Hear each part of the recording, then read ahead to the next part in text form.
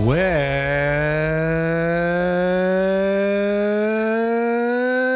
everyone. Welcome, everyone, to Sunday Live. It's your brother from another mother. Welcome to this live broadcast. We're so glad to have you here today. Take a seat and allow yourself to take in insights on all things mental, emotional, and relationship health. I am your brother from another mother, and don't you forget it. Do me a favor, click that like button and subscribe. Unless you're watching for the first time or listening for the first time, and you're like, I don't know if I even like what this guy is even talking about. Let me see what he has to say. That's fine. Or you could just click it anyway and unclick it later if you like. You can do that as well, too. Go over to markdejesus.com. You can check out all kinds of materials, resources, books, all kinds of things to help you along the way. It is my passion to use in audio, video, and in written material to help you along your journey. And also to address the questions that you have along the way, some of those hang-ups, some of those areas and difficulties that you wonder about, maybe spin about, but need a little bit of help along the way. Go ahead and go over to markdejesus.com/questions. And you can submit questions there. Or if you're here in the live chat and you are present with us right now, you can go ahead and put in a super chat and we'll do our best to keep an eye out for those. I pray that you're having a wonderful day, a fantastic day, a heaven-filled day. If you're having a hell of a day, then I'm glad you're here. I'm glad you showed up. You shouldn't say hell of a, by the way. Okay, got you. But anyways, regardless, we hope that you will be able to take a seat, take a load off of your shoulders, be able to let your hair down, whatever analogy works for you, and be able to find some encouragement along the way. Maybe just laugh a little bit because we need that. We need to stop taking ourselves so seriously. I, for one, know I've had to do that multiple times in my life, in my journey, and still need reminders of that. But ladies and gentlemen, this broadcast would just not be possible. It would not be everything, the beauty and spice that it is, if it wasn't for my sister from another mister who is here with me today. She is the love of my life, all that I cling to. She means more than this world to me. And that's not codependency talking, ladies and gentlemen. Melissa DeJesus is in the house with me today. Round of applause. The crowd goes wild. Hello. My ear thing coming out. Hello, my love. It's Hello. great to have you here. And the weather got a little better this afternoon. A little better. A little smidgy. Mm-hmm, yeah. My hair's a little crazy today, everybody. We were going to have a ponytail. The story entails of Missy's hair. Okay. Chapter 2 to be revealed next week. Mm-hmm. I'm chopping it off this week, okay? Oh. I'm sick of it. It's too long. You know, ladies, when your hair is like, gets too long and then you're like always rocking a ponytail, that's what's happening. So we're going to chop it. Right. Mm-hmm. No, I think and then Mark won't have to have me dealing with it I think on the reg. I think you look lovely, but you know what? Thank you, babe. I get it when a woman fusses over her hair. Yeah. I get it. Mm-hmm. Yeah. What are the things? What do men fuss about? That's the equivalent of that. You fuss about clothes and shoes. That's true. So I don't know what other men fuss about, but I will tell everybody, because you don't see Mark's full outfit. Mark is always on fashion point. He's like a fashionable, like rugged logger. Like he always looks put together. I'm a fashionable, rugged logger. You are. Hair always looks good. You pay good attention to that stuff, and I really appreciate it, but not in a gay way. Like, you're not gay about it, but you're like you take care of yourself. I appreciate it. You fuss about shoes. That's a Maxism. But you fuss about that stuff, but I like it. Mm-hmm. Your shoes always match your outfit. It's excellent. Well, I feel like which, shout out, and they're not an advertising thing but Johnston and Murphy has really had men's clothes come together with their shoes. Yeah. Right? I would like to sponsor them. Mm-hmm. Well, I really believe that a part of a male being groomed and taken care of, it helps to connect himself to self-compassion, loving himself, feeling confident about himself. And I think that helps in what I carry in the home and what I bring across in the home. So whether or not I have a day off or whether or not I'm working, I always kind of have an outfit that leads the day. Yeah. You do. Yeah. It's excellent. I have to try to match it so that we're both having a good vibe. A rugged logger vibe. Would that be for a woman? I don't know. Oh, goodness. You look like a rugged logger, friend. Right. Yeah, I found that is an act of self-love, and it actually I found it helpful even in times of depression or you're going through struggle. You tend to kind of let those things go. And here's the thing I would say though. For men and women, it's different. Like you can put an outfit on, like you have on today, okay? You have a nice shirt, jeans, shoes. When a woman does that, you feel more dressed up and it sometimes feels exhausting to maintain. Like I feel like the outfits that men can wear can maintain them all day. For women, I feel like that because we have to add like sometimes extra pizzazz, it can get exhausting to just like be around the house in a good looking outfit. Do you know what I'm saying? What if you did it Like, without you the could- pizzazz? What if you just Yeah, did? but how do you do that with less? Like, how do you rock a good outfit with no pizzazz? No pizzazz. Do you know what I'm saying? Mm. So anyway, henceforth, I end up in sweatpants. Okay. It is a female thing that once you come back from an event or So- something like that you then just kind of like immediately change into your sweatpants. Immediately. It's Right, like Alexandria, thank you. It's exhausting. Right, like so because Mark will like look nice all day. And I try to, but then like midway through, I'm exhausted by it. And I just, like, I just need sweatpants and a ponytail. So okay? So for And then example, I feel like, for example, hold on. For example, Okay. you have a nice sweater on. okay, I do. What's exhausting about that? Nothing because I have sweatpants and slippers on. Oh, So nothing. Right. But if I had, Whereas I have my Johnson and Murphy's. you are rocking like a nice outfit. I want to feel cozy while I'm sitting here, but I'm in the house I got you. doing things all day. Now, it's not like, you're working, but you are mostly sitting at the desk, right? Right. So maintaining a nice outfit to feel nice, yes. But like, we don't match outfits every day is what I'm saying. We're not like balanced with the outfits. Right. There are days, but then when we do midway, I'm exhausted by it and I need sweatpants. Right. I'm just saying. We can agree definitely that it's way more work for a female. Yes. Yeah. I don't have any makeup to worry about. I don't have any extra pizzazz that I need to put. My hair is pretty straightforward in what it needs. Yeah. And then Now, with the advent of Athleta and like Lululemon and all these, now I don't wear Lululemon, but like I have some Athleta things, whatever. Like you can be cozy, very cute nowadays, right? Mm-hmm. It's just not baggy sweatpants or whatever. But I feel like a man has an easier job maintaining a good look all day. Okay. What do you think, ladies? right. I'm just asking. I think I'm overruled. Sorry, I just derailed it all on that. But. No, I think I'll definitely be overruled on that one. Yeah. So anyway. I surrender to that. But anyway, I think it has been helpful for my mental health, and I do it kind of whether I feel like it or not. It kind of helps my mind to get into a productive or helpful space by just starting the day, getting, the outfit on. Absolutely. And- It helps. I'm not saying it doesn't. Yeah. But then I feel like, because then if I'm going to have a nice outfit, my hair needs to be really on point. And all that is a lot to like walk around and maintain. I don't know. I just feel it's a lot. So it can get exhausting. Yeah. For you just get dressed and go. It's different. That's how it appears, but maybe it is hard work. Maintain where you are. Okay. Anyway. Okay. So I want to mention this, and because it's going to lead into something I want to talk about before we get into today's questions. I have become a big baby when it becomes to the weather. We both have. I might be a fashionable logger in my look, but today it's cold here, and I don't like it. And I know it's colder. I know it's colder in other areas, but I don't like it.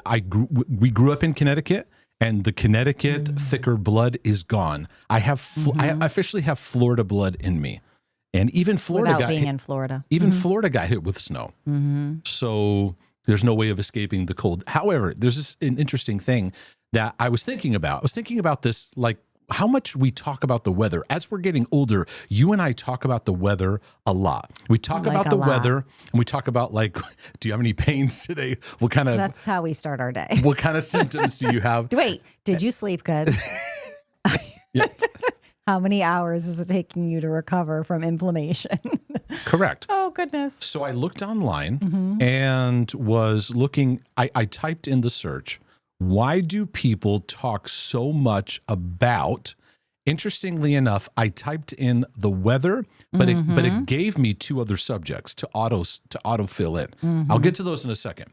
But it said, so I typed in, and of course in my search, AI comes up at the top. And so it's interesting that AI is going to tell us about why people talk about the weather, even though AI has never had a relationship with anyone. But when it comes to talking about the weather so much, it's a universally relatable topic that affects everyone daily, making it a safe and easy way to start a conversation, break the ice, or find common ground with someone new, even if it might seem mundane. Essentially, it's a convenient way to connect with others without delving into potentially sensitive subjects. I would say, well done, AI. It's Right. kind of interesting. There's a kind of universal thing. Everyone has the weather. Everyone deals with the weather. Everyone has different kind of weather. It's non-controversial. So it's a very benign way to get into just trying to connect with someone. It's an easy conversation starter. And here's the interesting thing I was reading here. It says it provides insight into somebody's mood. Now, I would take it a step further. When you talk about the weather to somebody, it can also bring out their personality and how they relate to things, whether great or not so great. Like if the Like, how negative are they? Let's be real. It's how negative are you? it could be, but how you deal with negativity, because you could go, oh yeah, this weather's been really rough. Some people may go, yeah, but it's going to be 50 tomorrow, right? They try to find a way They have positivity. to make it positive. You could say, isn't the weather beautiful today? Yeah, but guess what? Tomorrow we got a big storm coming. Right. Okay, so I think that in many ways it can bring out facets of our personality in how we relate. So there's more to this than we even understand. Now, let me tell you something. That last sentence, it's a convenient way to connect with others without delving into potentially sensitive subjects. Now I know why my father just talks to me about the weather. Seriously. I was like, okay. That's why we pretty much go there. My journey about talking about the weather started many, many years ago when I asked a guy who was in his 60s at the church in Connecticut I worked at. And I remember one day I was just observing him talk to some of the other men, as they were passing the hallways. And I go, what's the deal? Why do you talk about the weather so much? And he goes, that's what you do when you get older. You talk about the weather and you talk about what pains you have. Well, it becomes a big deal. Like, it's going to be a gauge of how I'm going to feel for the day. Yeah. Am I going to be depressed? Yeah. Am I going to have like Am I going to have joint pain because the weather pressure? And I used to go, what are you talking about? It's raining and you feel it in your joints. Anyway, so then I'll give you the auto finish. The auto finish of the sentence. Why do people talk so much about, what the second auto suggestion that Google gave me was, why do people talk so much about themselves? Another interesting thing too. And I'll let AI tell us what it said. I'll tell you why, Mark.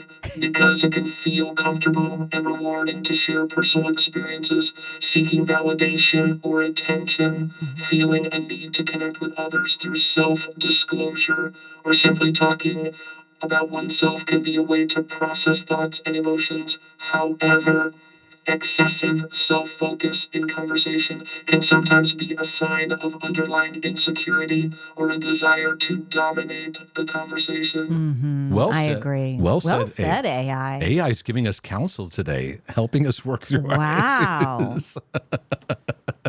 I never talk about myself too much. I talk about it appropriately when the Lord leads. That's what it is.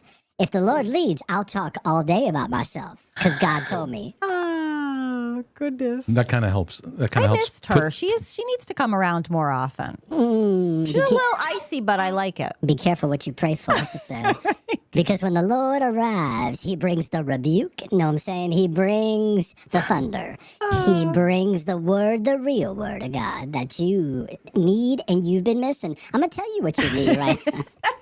Okay, we're gonna put her away. Stop right now, church lady. You've Oh goodness! you've Church been put, lady's awesome. She keeps being put on leave. We have to She exercise goes into timeout. church discipline, or Or as we call it, church lady timeout.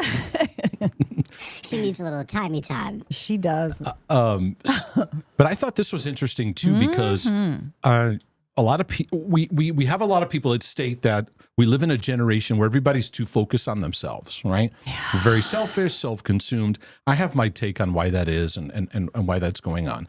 But I do think it's interesting where sometimes people are talking about themselves because they're trying to make a connection and they're trying to fill in emptiness or awkward spaces.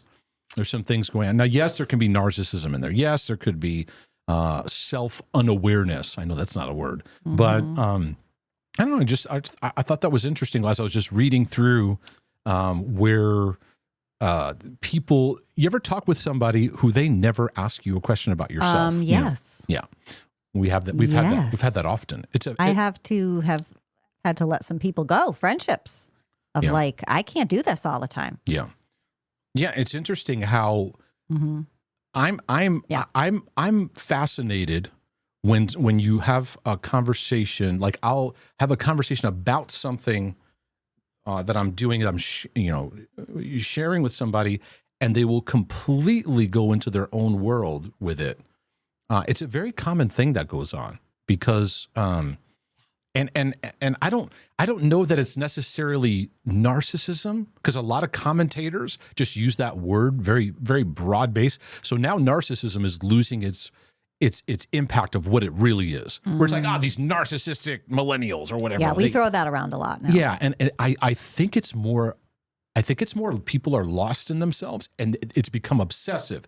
They're obsessively self-focusing because they're trying to fix themselves. And so they end up staring within so much. They carry that into conversation. They carry that into interaction. And if I'm staring at myself while I'm talking to you, the conversation is not going to go well. It's not going to be fruitful. Right. Conversations and interactions, and I'll talk about this because somebody sent in a question about social anxiety and social interactions and all that. There is a I think it's helpful for all of us to go, not in a neurotic way of analyzing every little moment, but compassionately going, am I making this too much about me? Am I too focused on myself? It's just a good question to ask. Right. Yeah. So then there's another auto fill in. Why do people talk so much about nothing? I thought that's an interesting search. That people actually search that they'll talk about nothing. There's Reddit on it. There's Quora threads about What's it. considered nothing? Yeah, there has to be nothing kind of subjects. Well, AI will tell us. Can AI tell me? Well, when I say nothing, I'm putting it in air quotes because it could mean a myriad of different pathways. But when somebody's talking about nothing, they're trying to connect with others, fill awkward silence, express themselves, seek validation, or simply enjoy the social aspect of conversation, even if the topics are trivial. Interesting. Okay. And it even says there it could be a way to manage anxiety in social situations where talking continuously can feel more comfortable than silence. I think that silence is one of the scariest things for many people that have awkwardness or anxiousness in conversations. I don't like it. Yeah. It's a challenge for me. Yeah. It's a real challenge. I got to fill it in. Yeah. And you have challenged me probably since we've been together. Just sit in the silence. I can't do it. I don't like it. It's uneasy. Well, I don't like it. It's not a black and white thing of like just sitting in silence for a long time, but I think it's good to let the conversation breathe. Like let it have some gaps. I can do that with my sister. I can do that with you. Yep. I can't do it with other people. Yeah. Maybe because I don't feel safe. I don't know. Well, Because you maybe don't know where you stand sometimes. You know what I mean? Yeah, I do. Because I think that social awkwardness and social anxiety is coming out more and more and more. Mm-hmm. Yeah. In fact, let me go to that question because Yeah, Dave said artificial harmony, subjects that don't ever offend. Yeah. Mm-hmm. Wait, what was that? That could be artificial harmony. Nothing topics. Artificial harmony, subjects that don't ever offend. Artificial harmony. Like harmonies that are made on a synthesizer?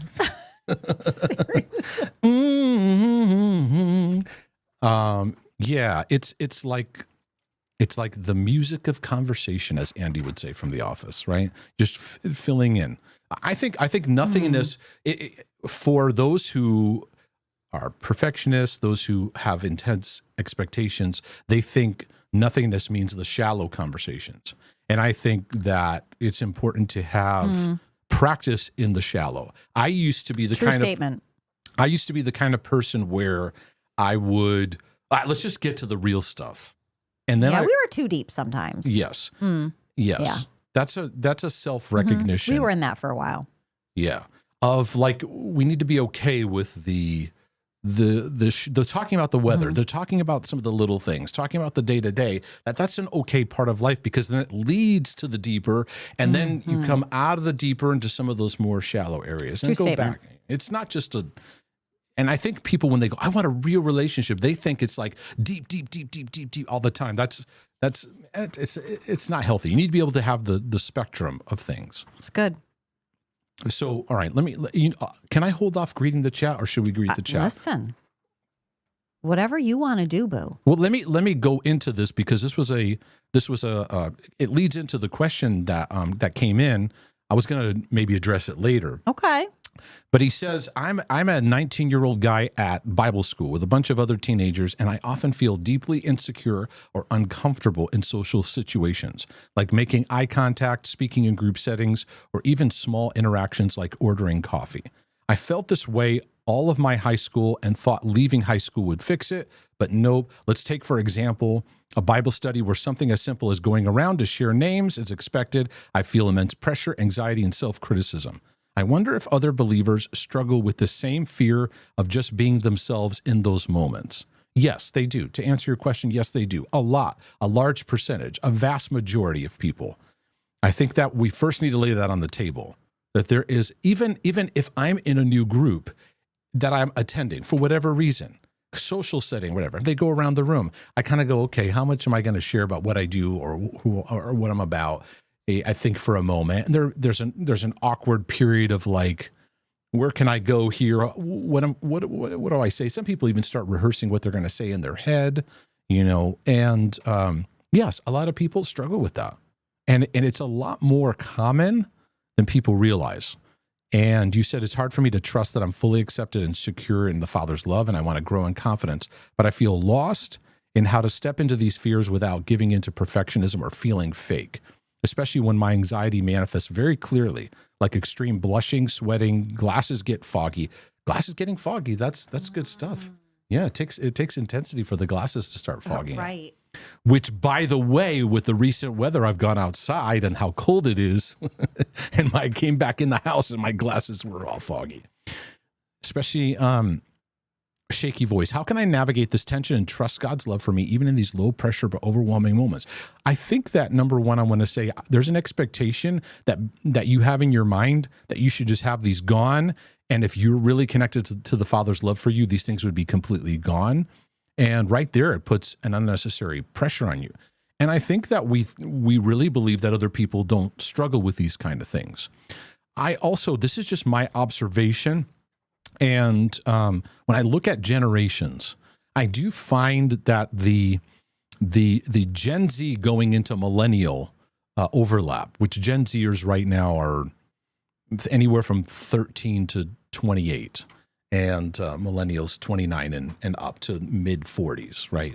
40, 43, 44. And when Xers who are 45 and up, when we were growing up, there wasn't an option to even go, hey, I'm anxious. I'm going to tell somebody about it, that I'm anxious. It wasn't even really a thing that we talked about. I was listening to an interview with a comedian from SNL, David Spade. And I liked that generation, Chris Farley, David Spade, during Saturday Night Live. I grew up with their comedy and stuff like that. So I found the conversation interesting. And he was talking about working on Saturday Night Live, and he said, yeah, the stress and the pressure is just nuts. It's insane. And he said, and on top of it, we didn't even have the word anxiety to use. We didn't have it as a part of our vocabulary. And I paused for a moment and went, wow, yeah, that's really true. I remember having massive anxiety over something simple as going to basketball practice. I had terrible just dread and obsessive, anxious dread about it, about just not being able to handle it, being too overwhelming for me. And I would actually think all year round about the next time. So basketball season's over. It's March and it's over. And I'd begin thinking about when, I forget when it started, maybe November, December in high school, and thinking about December. Oh, it was December. It's going to be. So I don't even remember really having a conversation of expressing it in any kind of way, shape, or form. Why do I say all that? I say all that to say that the millennials and Gen Zers, which I believe you're going to do a lot of work in helping us to find balance in many of the pendulum swings we've gone through. But there's a tendency now that there's awareness of these things where we can over-talk and over-analyze it. And social anxiety gets worse the more you overanalyze it, because now you're critiquing it, you're checking it, you're obsessively checking how you feel. And so my best advice for you're 19 years old, you're in Bible school. First of all, most of the kids in your school struggle with the very same thing. And they're thinking about themselves, they're lost in themselves, they're spinning over themselves, they're nervous, they're anxious. In fact, some writers are calling this the anxious generation. There's a lot of factors involved in that. I'll get to some of them here. But I think one of them is that we're overanalyzing it. We're overusing the terms even so much. So like even terms, I've had conversations with my daughter about this because she'll describe something and she's like, yeah, this thing. And I went and I had a panic attack and it's just her teenage way of using a magnanimous word to just kind of, we all do that. But culturally, and I attribute this a lot to social media, it's amplified it because social media pushes us to use amplified terms to make our point. So, intense anger, intense fear, intense words that we use to communicate. And so I've said things to her like, hey, you didn't have a panic attack. It wasn't. I'm encouraging her to use actual words to describe it rather than just going to the top shelf, intense words that we often grab to. She gets this from her mother as well. What's that? I said she gets this from her mother as well. So, but I think it's a helpful thing for us to realize like how we describe things and how the terminology we use. So, like even the word trauma, I'll be talking more about trauma. I want to get into that more. I think it's an important subject to get into. But more and more people will start to go, oh, they had a bad day, like it traumatized me, or they felt anxious, like I was traumatized, right? There's a lot of conversation about it. So now we're thinking about it a lot. That hinders relational interaction, and it sounds counterproductive. You might go, oh, I want to be aware of my social anxiety and work on it. Actually, working on social anxiety involves being kind to it and just letting yourself practice without evaluating it. And I think that was a gift. Gen Xers had a lot of neglect we had to deal with. A lot of I had very little emotional input for my journey. However, there was a lot of moments where it's like, oh, they're going around the room. I'm nervous about it, and we would just kind of go, just do it. We just kind of muscle through it. And that helped to our advantage because it helped us to learn how to just do it, even though we don't know how to do it. We might sound goofy. We did it anyway. And there is a little bit of that's needed now to go, there's what you're writing to me. There's nothing wrong with you. Okay. You're growing through your journey. You're 19 years old. You're trying to figure out, who you are and what you believe, and you're practicing how you come across, right? You say without giving into perfectionism or feeling fake. Don't look at it as being fake. If you look at being fake or being real, you're going to get yourself into a trap. Look at it as all practicing. You're practicing. So let's say you're practicing and you're a little too fabricated, right? Over time, you go, okay, I notice a pattern in my life. I need to be a little more real myself. If we're analyzing ourselves in the moment, every moment, or analyzing ourselves all day long, we're going to get into deadly traps. We're getting into places that are not fruitful. So I think that the thing I want to encourage is practice as much in-person social interaction as you can. Saying hello to people, having a brief little conversation, having a little shallow, how's the weather? And then trying to ask a question about somebody else. The best social practice for social anxiety and getting out of your head and into somebody else, because that's the key. Getting out of self-awareness and becoming aware of someone else, and is to ask them questions about themselves, because it is the thing that most humans like to talk about the most, and is the easiest thing to talk about, is talking about themselves, provided it's a area that, if you ask them about some, technological question and they don't know a lot about technology, then it's going to be difficult. Or if you ask someone something very emotionally personal and it's not there yet, those kinds of things. But if you ask them questions, where'd you grow up? What, some things about themselves, that's the best way to become more of a people person. Become fascinated with other people. So in your interactions, know everybody else at college and people twice your age, people younger than you, struggle with this.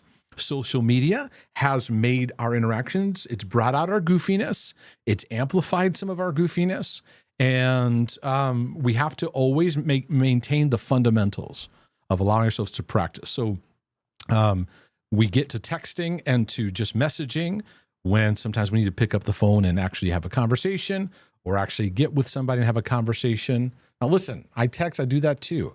I don't have time to just do phone calls with everybody. It's sometimes good to do text. Or here's the thing that I like to do is audio message, like just sending an audio message, because it helps to communicate intent through your voice. And many of the messaging apps out there, give room for that.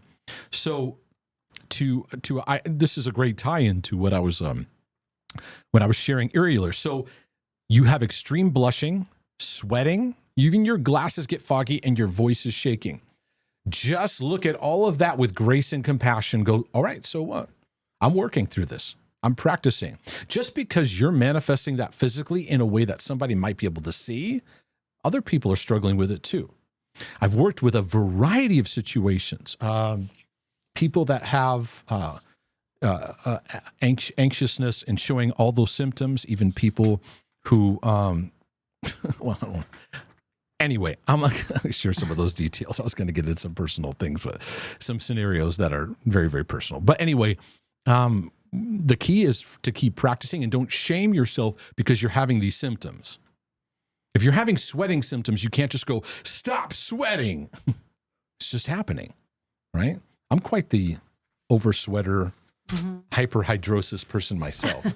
After this live, my whole back will be quite damp. I know that's a little TMI, but it is what it is. So anyways, go ahead. No, so I want to bring up a good point that Dave actually brought up in the chat about, he works in the school system and he's seeing how much there's so many resources and the focus on dealing with the new generation coming up on anxiety. And I can even piggyback on that, Dave, because when we took our kids out of school to homeschool them, 7-8 years ago now, one of the reasons that we did is that the school had to implement an emotional health program. And they had obviously two things. You could come in the morning as parents. They were going to show you what they were going to start teaching the kids about. Well, there's about 400 kids in the school that our kids were at the time.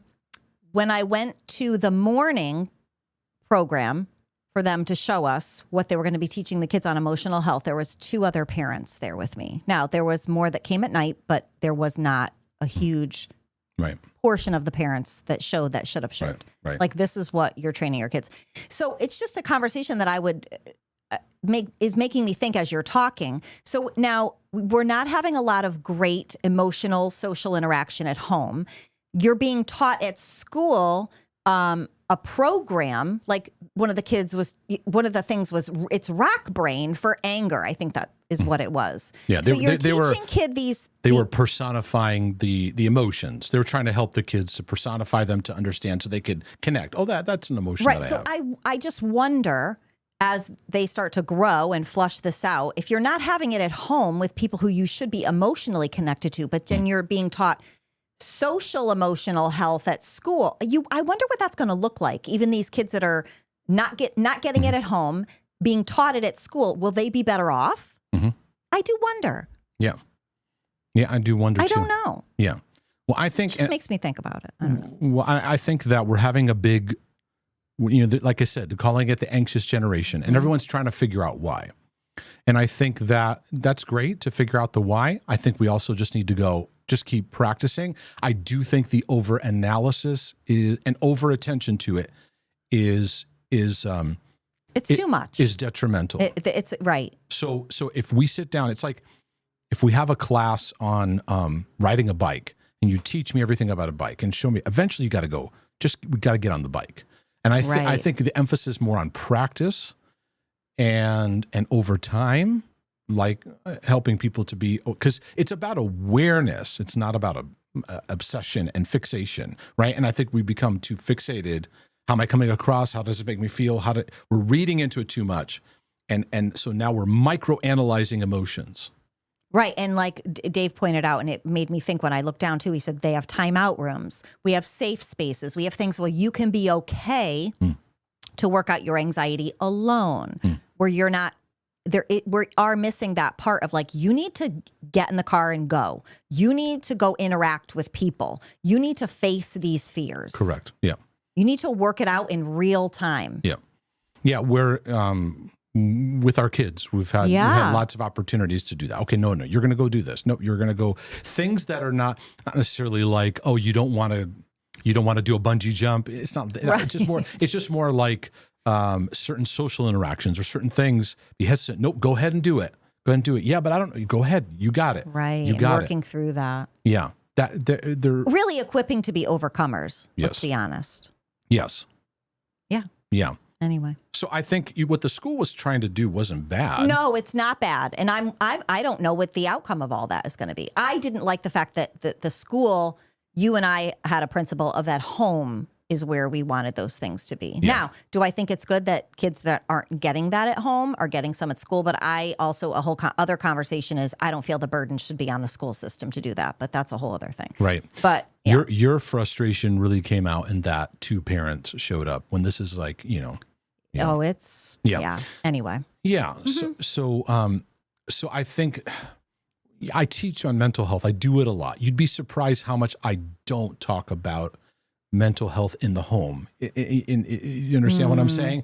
It's not like I'm talking about feelings and talking about emotions all day. How are you feeling? How does it make you feel? No, it's a noticing. It's an awareness where we see how they're doing, see how it's going, but not jumping into every little thing and trying to fix it and make it feel better. Right. And I think that's a detriment. I find myself telling Gen Zers, go do it. Just go do it. Mm-hmm. Just go take a step. Take that job. Go ahead. But I don't know. Just do it. Yep. Go to school. Yep. Sign up for that thing. Go to the doctor.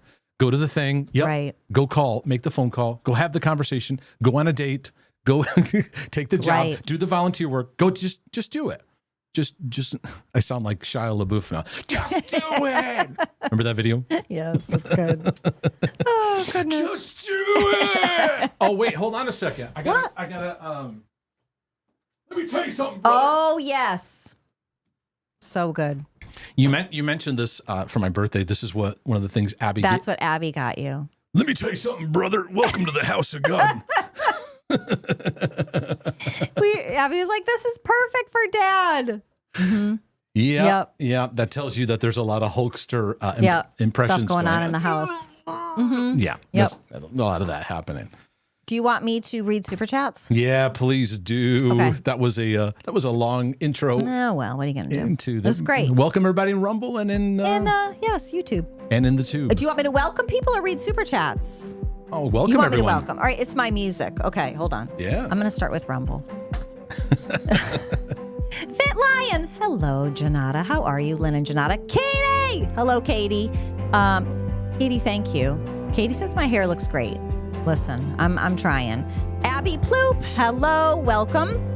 YouTube. Oh, I was in the super chat area. Hold on. Let me go back.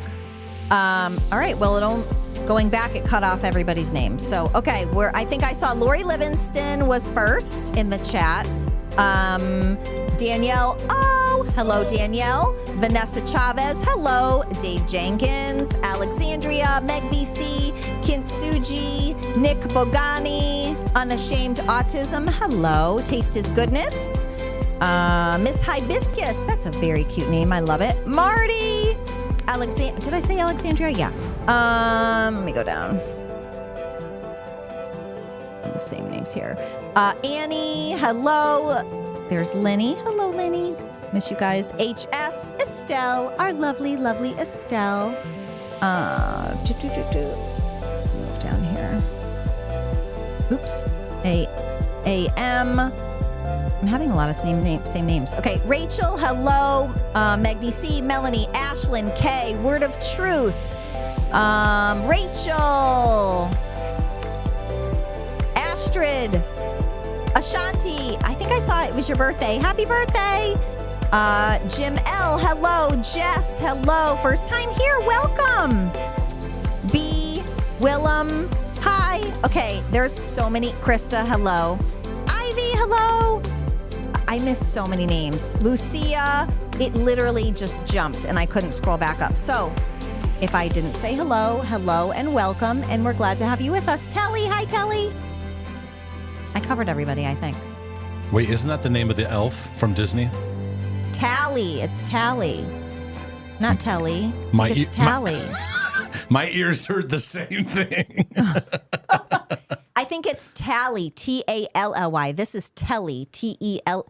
The person in the chat is Telly, but I'm sure it's Tally. Yeah. Right? I think so. If you say either one, it's fine with me. It sounds the same. Yes. All right, let me go to super chats. Hello. Hold on. Go ahead. Okay. This is from Kevin. Hi, Kevin. Kevin.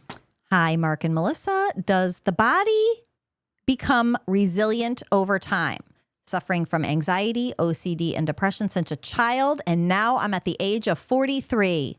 It seems to have gotten worse and now takes an effect on my health. 43 is a great age, sir, too. Yeah. You need to enjoy 43. You get rolling in the 40s. Go after 45. The body has a very, very this is one of the examples I feel like that shows there is a divine creator, that God created us, because your body has an incredible ability to be resilient.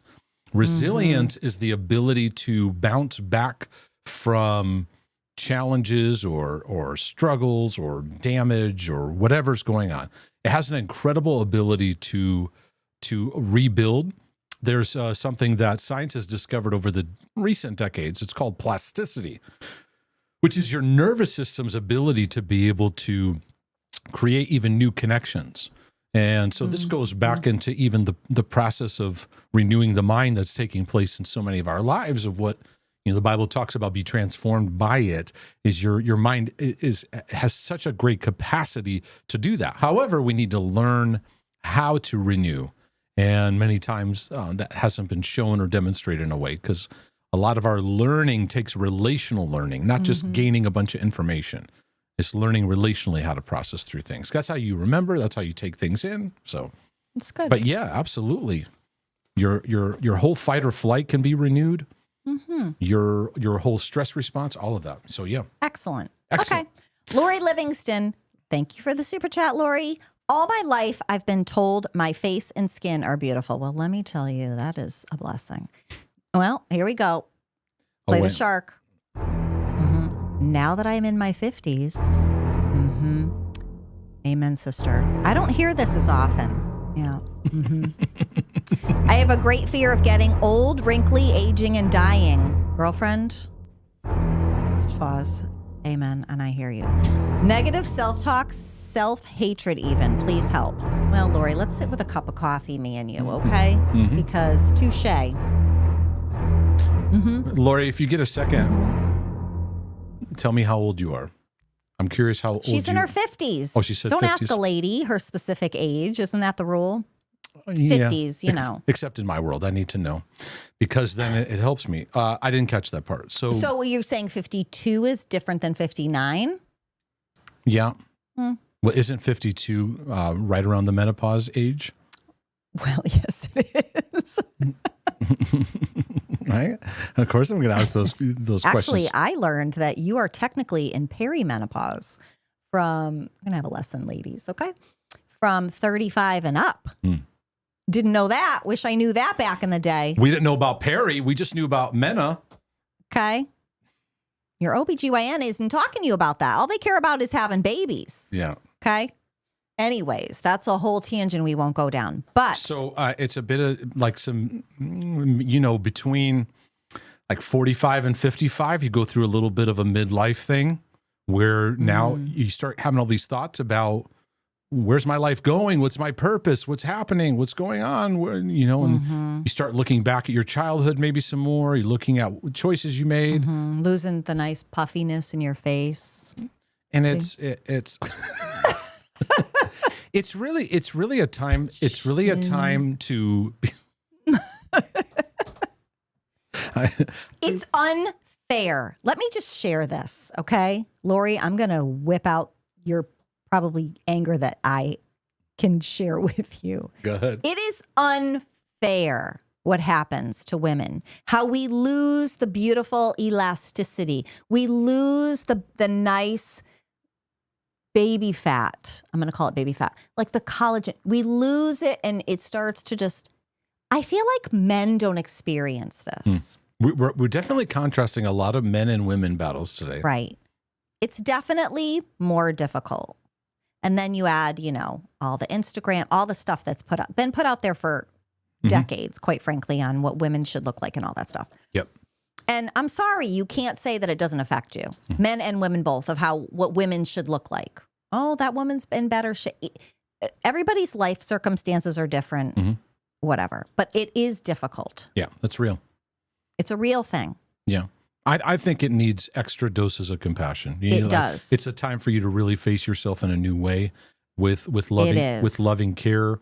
There's aspects of that's why that's like I said, that's why they call it a midlife crisis, because it becomes this crisis awareness of self. But if love isn't there, it's going to be something you feel more drowning in. And I think it's in one sense it can cause drowning. In another sense, it can cause sobriety of like, okay, I'm at this point. I really need, and I have a lot of conversations with people in their 50s, 60s, and 70s. It's like the alarms have been going off of the need to look at your journey compassionately, to go, okay, and what I have left, I want to make good use of it. And many people respond to it in the sense of like, I'm going to stop fussing about myself. I'm going to stop fussing about these things. It becomes a time where we can shed off many of the unnecessary pressures that we've fussed over for so long. I will say too, you and I talk about this a lot, because I would say, especially hitting this time of my life, it's at the forefront for me. You're in the pause. I'm in the pause. I'm in the meno. And it's an interesting thing because of having children later in life. Yep. I am going through menopause as my daughter is starting her stage of that. It's her stage of becoming a teenager. Teenager, woman, all the things. So then sometimes I can spiral of I should be going through this while I was younger with her, and beating myself up. I said to Mark, I was in a spiral. We should have been younger when we, all these things of feeling. It hit me, but to use your word of sobriety, all the years that you and I have been together and all the things that we've been working through and the things you've encouraged me in, I do feel at this stage a new level and a deeper level of what that does mean for me. Yeah. It is revealing more of the cracks that for me need to be healed. So I would just encourage that. Right on. I have nothing further to add to that. Yeah. So I have one more super chat too. Beautiful. Yeah, go ahead. Okay. AM or AM, I'm not sure, but we'll just say that. Okay. Thank you for your super chat. I have GAD and MDD. Do we have to look it up? You know me in abbreviations, general anxiety disorder. And MDD. And Look it up. MDD, you know me, I'm not good with... Look it up. And feel fear in my body every day until the evening. I think it's from shame about my past sins and mistakes. I feel like I messed up in my life, and at 31, I should be further ahead. How can I feel better? So I think a lot of people have felt that. Can you say it one more time? Because I was reading MDD. It's depression. It's called major depressive disorder, but it's Gotcha. depression. I feel fear in my body every day until the evening. So does it lift as you go into the evening? Okay. I think it's from shame about my past sins and mistakes. I feel like I've messed up in my life, and now at 31, I should be further ahead. How can I feel better? Well, I think it ties into what I was talking to you about with, the stage of life and, midlife and all that is, the shoulda, coulda, woulda kind of thing. It's an unloving response to self. It's a self-hating response versus a loving response that goes, okay, listen, it is what it is. You are where you're at. Now what? And that's why I talk so much about the compassion perspective, because it grounds you in what's needed. I don't advise people or encourage people that have anxiety to try to dig into the reason it's there. If you're feeling anxiety all day long, you feel anxiety all day long. Trying to find all the specific meanings can get you very obsessive because you have severe depression. So you probably bounce between depression and anxiety. I would recommend getting my teachings, getting my book, I Will Not Fear, getting my book on the Father's love and what it means to get rooted in perfect love that casts out fear. I would you'll need to get some equipping in your journey of how to respond lovingly to your emotions and how you feel. There's a journey ahead of you and ahead for all of us. So. And I will say this, if I may, I was going through a lot of the same stuff at that age. And as I started dealing with it, I met Mark, and him and I were married by the time I was 33. So it's never too late. Yeah. Yeah. Without getting super deep into a whole pathway of teaching. Dave Jenkins said you should all over yourself. Exactly. That's so good. Yeah. Exactly. So good. No shouldn't. Oh, wait. Oh, thank you, Jess, for your super chat. It's just a thank you super chat. Oh, awesome. Thank you very much. Awesome. Thank you, Jess. Anything else going on? Got a lot of social anxiety and midlife crisis things going on. Let me check Rumble. I think we're good. Got midlife crisis in aisle 7, please. I forgot about that one. Everybody, please. Those of you in your 50s, over this way, please. For Mark, I need to speak a little louder so that he can hear over in this aisle. Mark, over here. You're headed there, buddy. So let's go over here. Oh, goodness.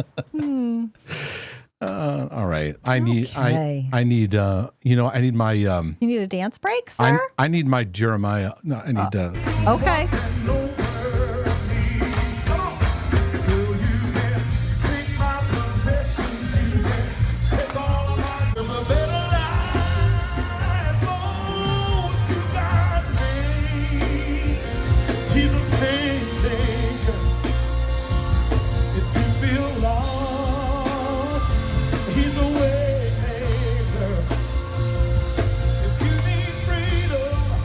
Or say that he's a prison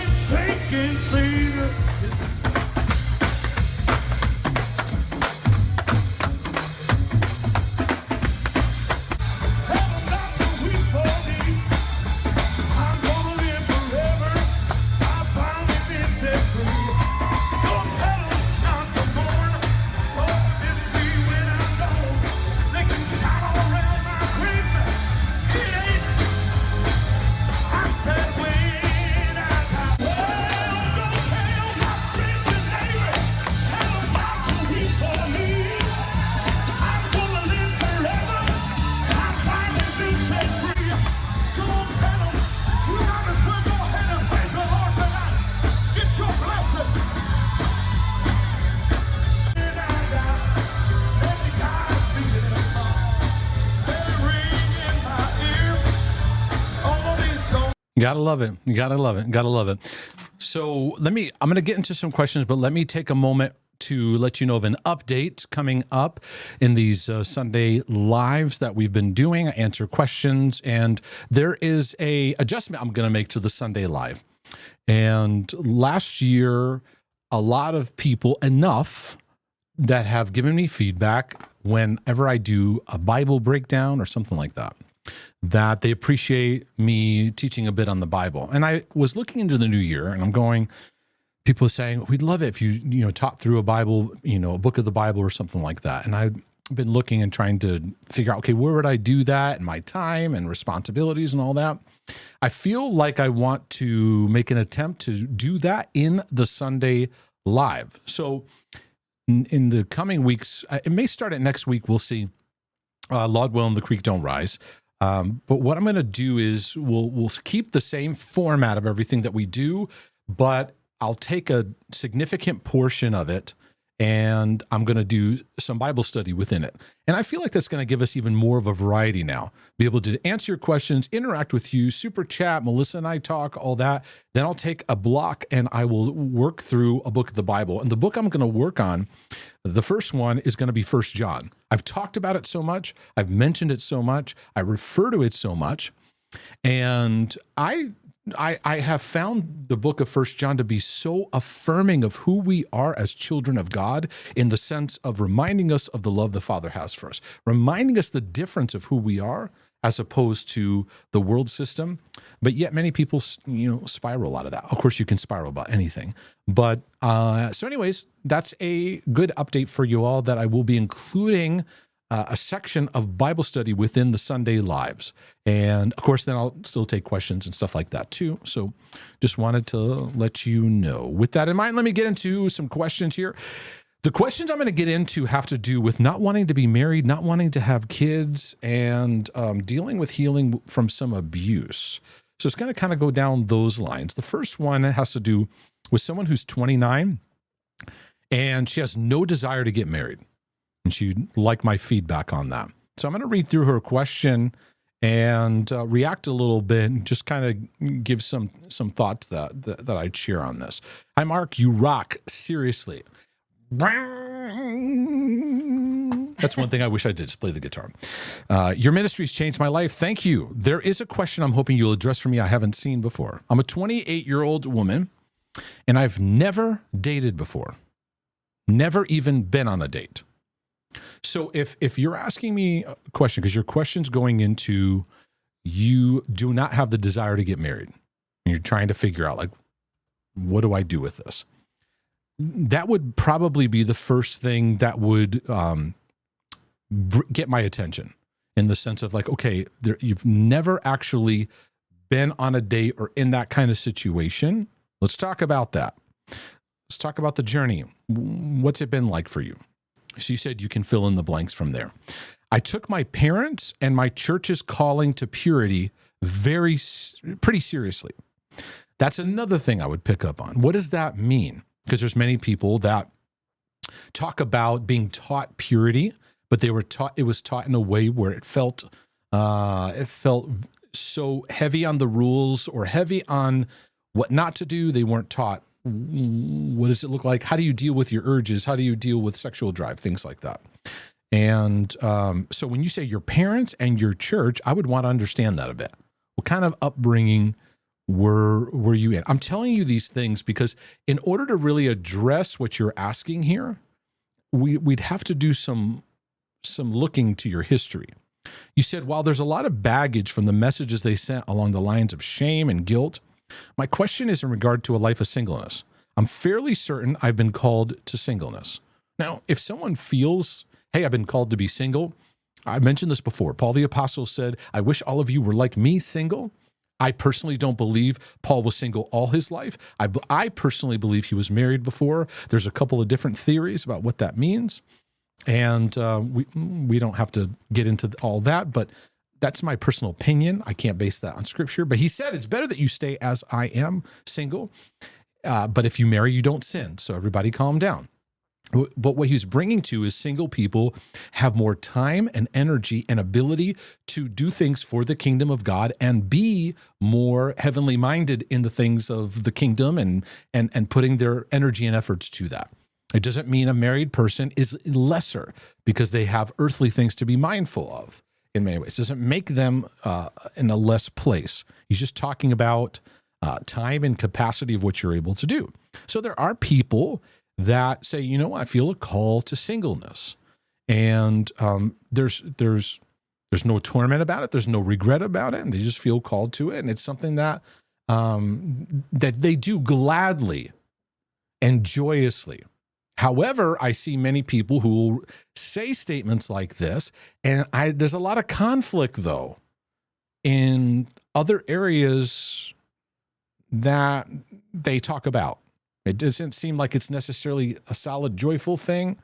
That's just my observation, what I've seen in talking to people about this. So I feel fairly certain I've been called to singleness. I prayed about it, asked for God's guidance. While I never rule anything out, I do believe this is my calling. Adding to this, I have no real desire to get married or have children. Now that I would probably want to ask about too, because with what you already shared with me, some of those things, your upbringing, there's many factors that could suppress desire, that could suppress these kind of desires. What was modeled for you in the home, what you inherited in your family, all those factors could be affecting where you're at now. Now, the statement that sticks out to me is your next sentence. I tend to recoil at the thought. Okay, so now we're talking about a triggered sense of disturbance over the subject. That would make me go, okay, we probably have some things we need to talk about that's driving you to this place. Because I wouldn't want to just send you off and go, yeah, because that is a pretty firm decision that you wouldn't want to go, you know, I'm 40 now I changed my mind. I'm 50, changed my mind.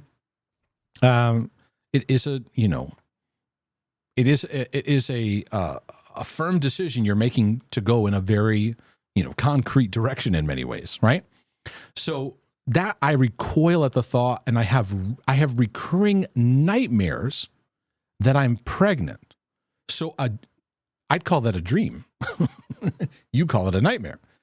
So that would indicate to me there are some problematic things that have influenced your journey. If you're asking me for my feedback.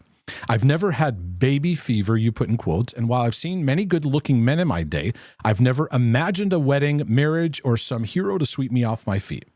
As a 28-year-old, I've been told a zillion times that at some point that will change. Yeah, that's people just being kind and positive to you.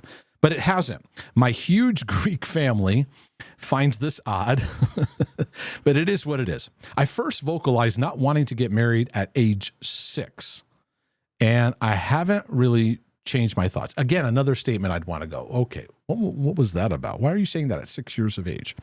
Now, yes, my parents had a pretty unhealthy marriage. There was more arguing than getting along and a lot of sleeping in different rooms. That's a big deal. That's a big factor. But I've realized my lack of desire to get married stems from other things like my personality and disposition, not just a bad example. Sister, I got to tell you, the bad example is a bigger factor than you realize. When we get into the argument of nature versus nurture, nature being what you inherited, nurture being what you grew up with, I'm going to lean on nurture being a powerful factor because you can grow up with a genetic factor that you inherit as far as personality, disposition, or problems or whatever.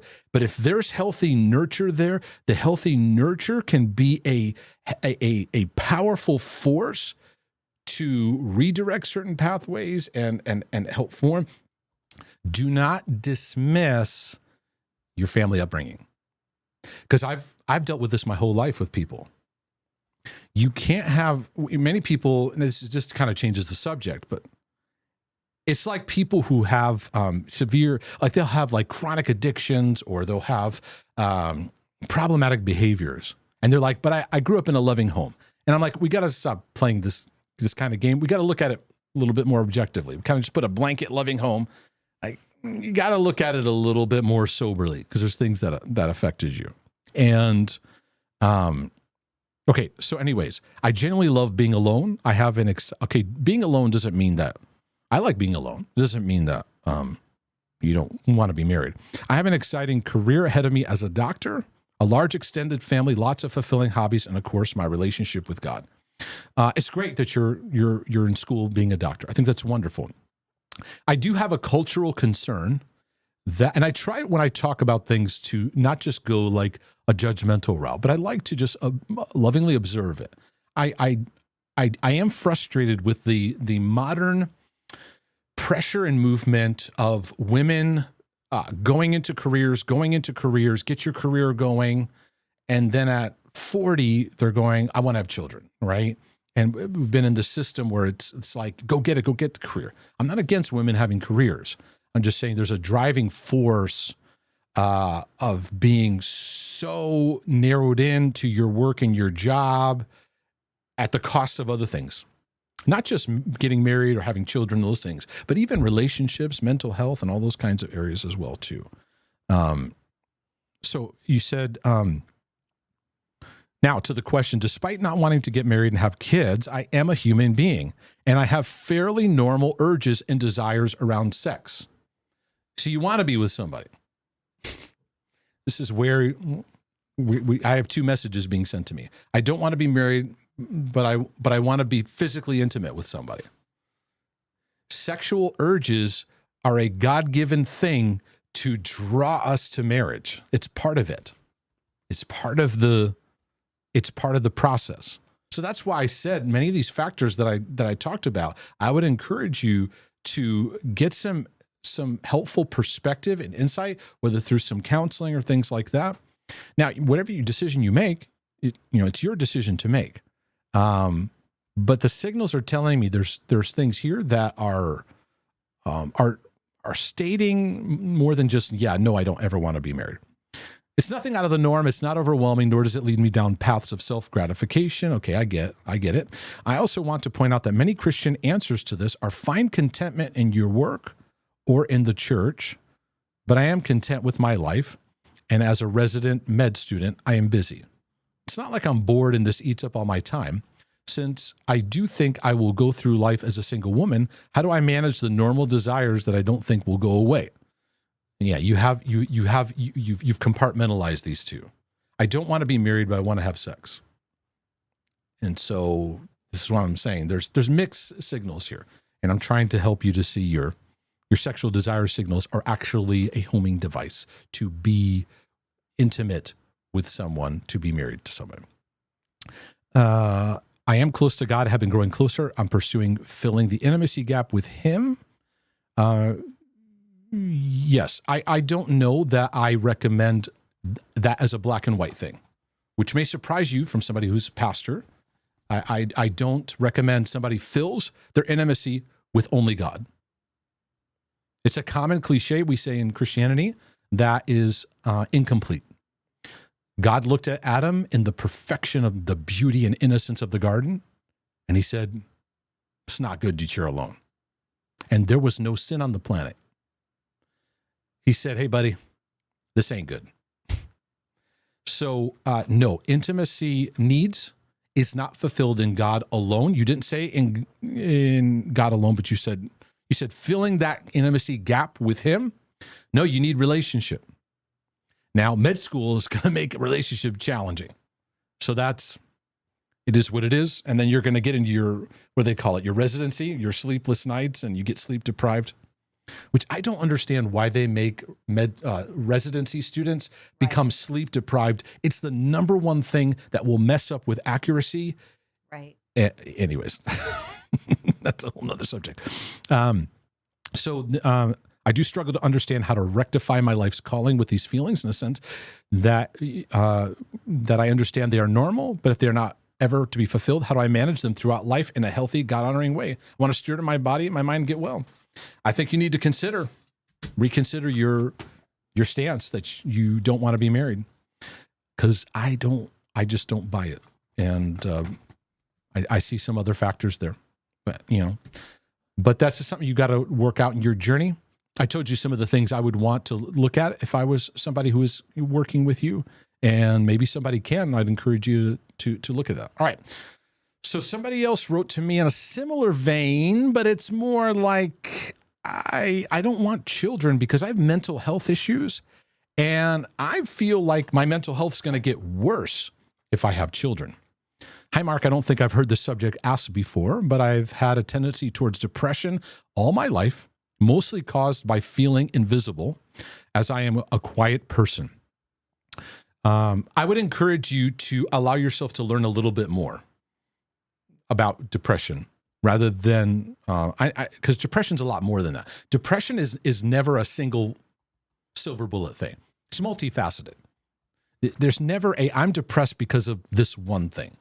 A lot of people like to do that. And I'm not saying you're doing that. You said mostly. Feeling invisible as I'm a quiet person.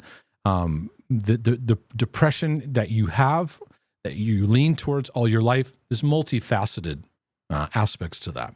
And I encourage you to get to know that and allow yourself to gain some healing and understanding in that. And I'm sure you already are. I recently got married to a wonderful guy. Yay! That's awesome. Who would like children, but is leaving the decision up to me. That's an interesting statement. No. You heard my wife in the background. This is a you and him decision. And so I'm wondering if it's a sin to not have children because I'm afraid my mental health would get worse with kids. This is a classic case of asking about a problem that's not the problem. Okay, this is most of the questions I get are asking a question towards something that's really not the issue. This isn't like a sin or not sin issue. And you said, is this selfish? Let me put that on the side for a second and say that the setup you're giving me is one that the setup to the question is what I want to address versus the question, because the question is distracting into something else that's not going to help you here. Number one, the decision for you to have children is both you and your husband. I'll get back to that part in just a second. But what I want to say is having children is not a magical switch in either direction. So I want to lay that out soberly. Having children is neither, because you have mental health issues, it's going to be a disaster, and it's not going to be, it's just going to heal you and just magically, automatically make things better. It's a mixture of things. So I want to first lay that out, because some people could say, you've said, I've never really desired a child, and we'd have to talk into that. Okay, what is that about? But time is running out due to my age, and I can't put it off much longer. People say life is more fulfilling with children. Yes, that is true, but it's work. It's not a fairy tale. It's not something you step into and it takes work, but it's good work. It's good stretching. That's what a lot of people are saying. There are things that take place when you have children that help you to learn how to get out of yourself, because now you're getting into somebody else's life. That can be good for mental health, right? But there's a lot of things that everybody's life and everybody's journey, what fear will want to do is get into this and project. And I have a feeling that fear is projecting an outcome and writing the story. And we don't want fear to write out the story, because it's just going to give you the substance of things you don't want to happen. She said, people say life is more fulfilling with children, yet I'm afraid my mental health will crack. So you've already predicted the outcome. You have depression. I don't know what else you have. And I would fail them and they turn out to be dysfunctional.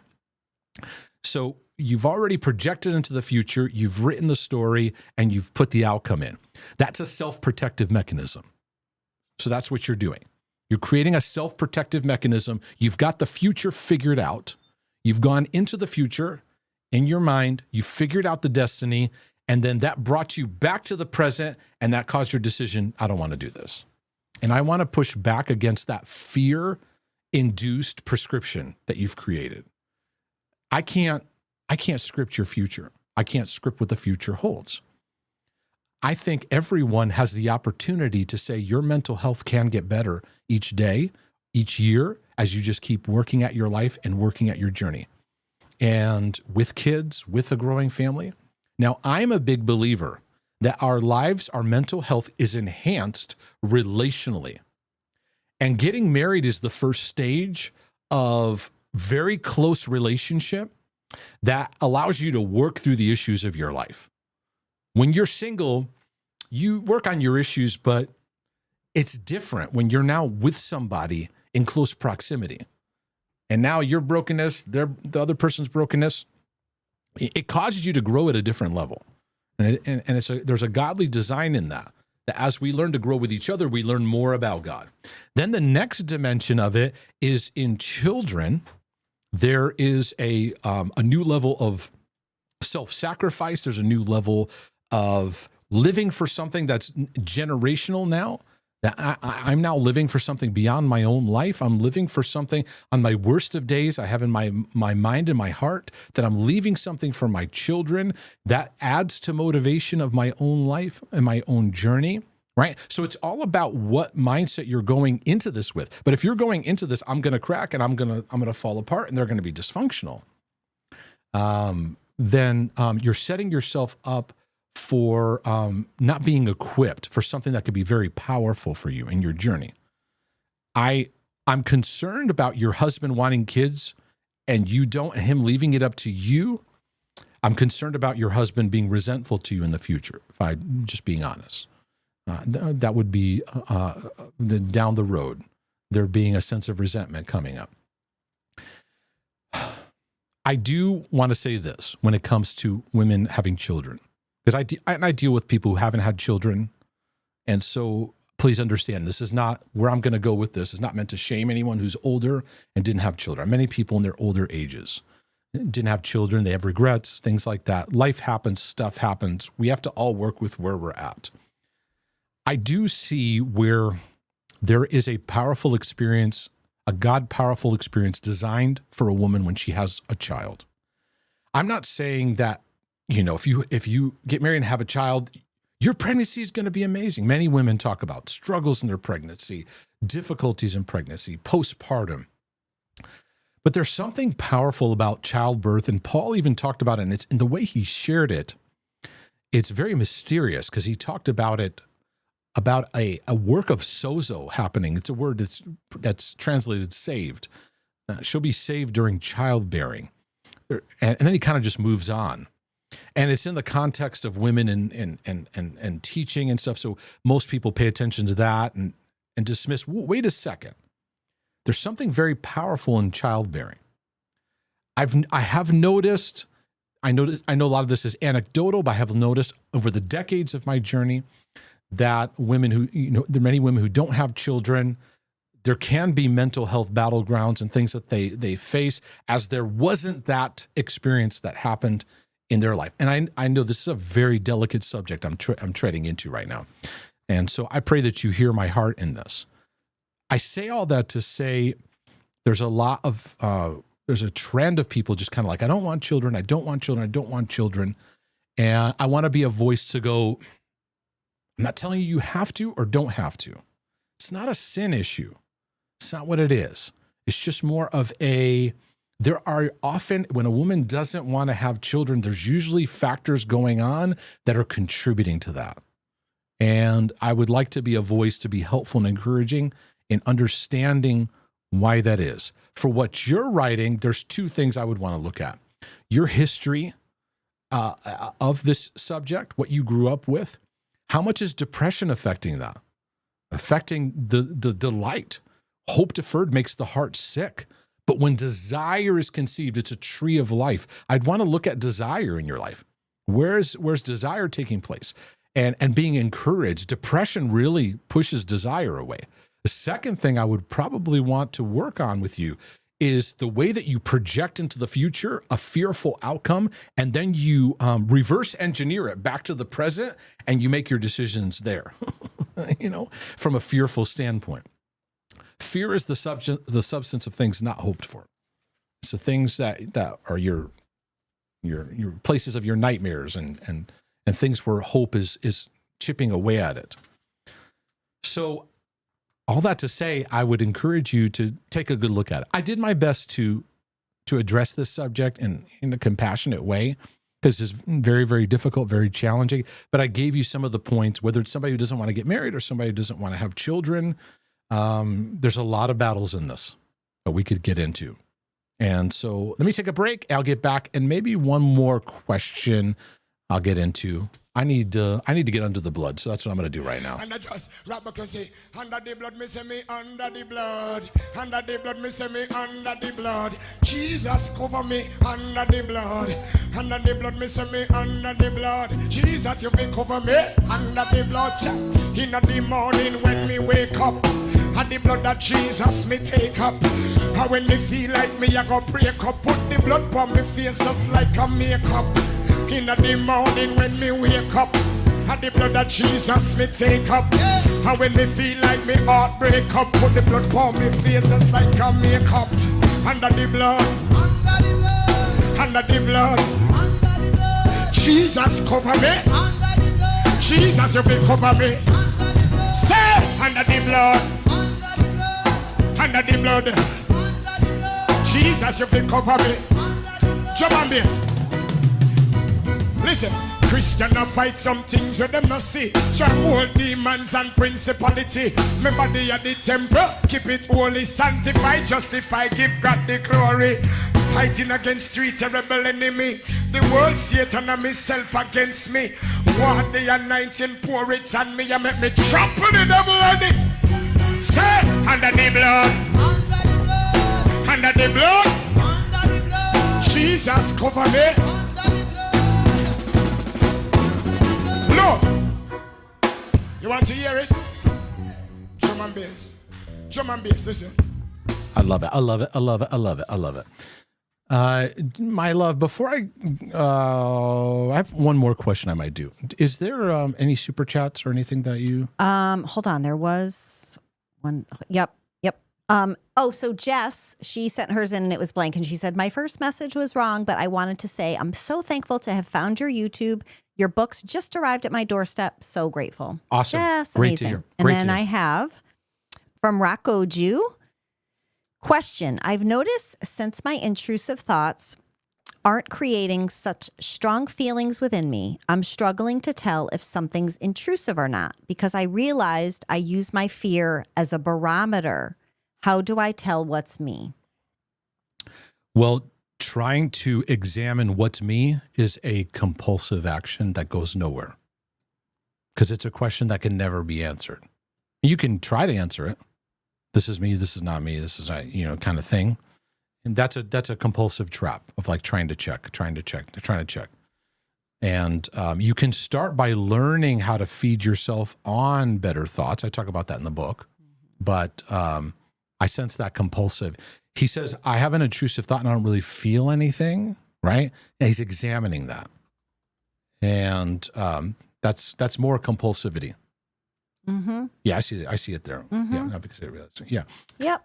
Yeah, it takes time to move from fear being your boss, like and fear dictating your life and dictating scenarios in your thinking. Yeah. It's good, Bo. Yeah. I have one more. It's Okay. it's kind of a serious question, but I'll take. And there's a lot of explaining that we need to go into it, but I'll just briefly go through it because it's a question about mourning childhood. And just a heads up, it's a question that I do try to give a heads up when it's sexually related. That it's about sexual abuse. So let me just address it briefly. Someone told me I need to mourn my childhood due to childhood sexual abuse and an abusive household growing up. I'm in my 30s now, and I don't know how to start this process. Do you have any advice on what it means to mourn your childhood? Your videos have been a big help to me. Thanks. Well, I'm glad that my videos have been a help to you, and I would encourage you to continue to go through them. In fact, I would encourage you to go through the heart healing journey because it lays out a good framework for not only the life of the heart, but working through aspects. There's a chapter there on trauma. There's a chapter there on, there's things on grieving and so forth. Gives kind of some good footing on what those areas could look like. There's other recovery things too that are probably needed here. Understanding complex PTSD, understanding how trauma affects you, because how trauma affects you physiologically. You cut right to a subject. So grieving your childhood, right? That's mourning your childhood is a phrase that you use. It's like a part of the process. You've kind of jumped into the process and asking a question upon it. Grieving or mourning your childhood has to do with grieving. Grieving is a part of the healing journey. Grieving has to do with loss of some kind. And so we talk about it in a very easy standpoint of someone who's died, right? You're grieving the loss of that. Sometimes you're involved in grieving the loss of childhood. So that's what you're talking about. When someone's abused in their childhood years, or really in any years of their life, but especially at that young age, it is so painful. It's so detrimental to development. So many who've experienced that speak of a sense of a loss of childhood. And some people could talk about it in other areas too, even where it's not even abuse, where like I could talk about a segment of my life when I was, 18 to 24, very formative years of my brain. I was in super grown-up world of being on staff as a pastor. When looking back, I'm like, I'm grateful for the experience. I'm very grateful. I learned so much. However, there were a lot of losses of that time, of not having that time in my life to just kind of discover, figure things out. I was already having to act like a 40-year-old. And so that's totally a separate subject. I'm just explaining to you the different avenues of grief and how grief impacts. So recognition is important, and also letting yourself, when you're working through trauma, allowing yourself to have grieving as a part of the process. And part of the grieving is what the trauma and the abuse stole from you during those times. And so I encourage you, get some helpful tools and understanding about working through trauma, what it looks like to work through your emotions in a healthy way, what it looks like to have compassionate grace and how you approach your thoughts, how you approach flashbacks, how you relate to your own body. There's a pathway of trauma work called the somatic therapy, and it brings about a sense of awareness to your physiology. A lot of therapy work can be so focused on like your mind and your brain and how you think. We don't take into consideration how our body embodies our thoughts, right? How our nervous system gets trained and conditioned. And I personally believe spirit, soul, and body as a part of our healing journey. Now, you've heard me talk about that in the past, maybe. And so in this case, bringing an understanding of physiology, because those who've had trauma, they are often observed to live separated from their body. And those of you who know what that's like, you know what I'm talking about. You know exactly what I'm talking about. It's like you're disconnected from your physiology, kind of disconnected from yourself. So then you feel disconnected from people. And disconnection is the number one root reason that our mental health gets messed with, eroded, struggles, is relational disconnection. Feeling disconnected from God, feeling disconnected from ourselves, feeling disconnected from other people, from the world around us. That sense of disconnection is a big theme that I talk about a lot. So part of the journey is mourning the sense of loss that's there. And that takes some time and awareness and compassion of being aware of what happened and how it affected you, how it's affected your life and your journey, and beginning awareness in that. All this takes compassion. It takes working through shame, because this stuff has a lot of shame. So I don't know who you have in your life or resources or people, but there's certainly lots of articles, books, and training materials you can get your hands on. And then being able to work with somebody who can help bring direction to that in your journey, I'd recommend in that too. And so out of that, there's a grieving process through tears and through writing and through just letting the emotions work through you. Because for trauma, people who've experienced trauma, a lot of their emotions got trapped up by trauma. And this is my perspective, then it creates a backlog emotionally, period. So now emotions don't have their continual flow as much as they could because of the way we react to trauma. It creates an imprint to then how we relate emotionally. So I want to encourage the emotional world to open up where you learn, and the grieving may come through tears. Doesn't have to be, but allowing yourself to relate to your emotions in a new way, and even physiologically, where there's practices of stillness and practices of even just noticing body symptoms. Many of us, our stress and our anxiety gets locked up in certain places. Like for me, a lot of it happens up here in my shoulders and my neck, and I can tell, okay, how I'm holding things in. I need to be able to give myself space to, release those emotions, give those things over to God, work through the pains in my life. And so hopefully that'll give you some things that you can recognize as well too. My love, do you have anything for us from Super Chat Land? Any? No. Okay. No, sir. All right. This has been great, my love. Thank you very much. And let's go have some dinner, and we can talk about the weather, nothing, and ourselves. Or deep things, right? Which is pretty much our everyday. That's awesome, everyone. Well, Lord willing, and the creek don't rise. This is your brother from another mother. And your sister from another mister. Saying we'll be back with more insights for your healing and freedom journey. But in the meantime, we out.